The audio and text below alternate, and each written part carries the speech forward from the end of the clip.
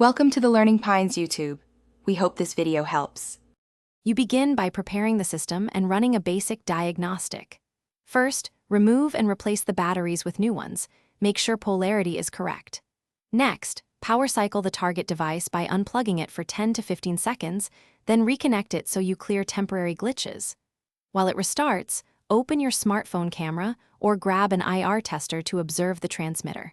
These steps quickly rule out power and device-side problems. Once done, you'll be ready to test the remote's output more closely. Now you test the button and inspect the hardware. Point the remote at your smartphone camera and press the problematic button. If you see an IR flash, the transmitter works and the issue is likely contact-related.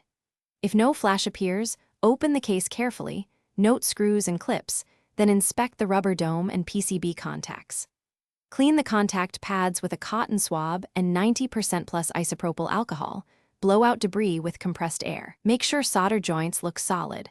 Once cleaned and reassembled, test again to verify improvement.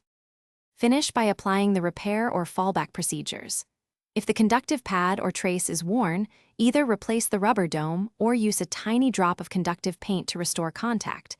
Let it cure fully. If hardware looks fine but commands fail, reprogram or repair the remote according to the device manual. This resets codes and compatibility.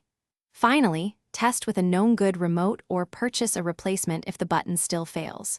Troubleshooting tip: if intermittent, check for signal interference and test at different distances and angles. Thanks for watching. Consider subscribing if we helped you.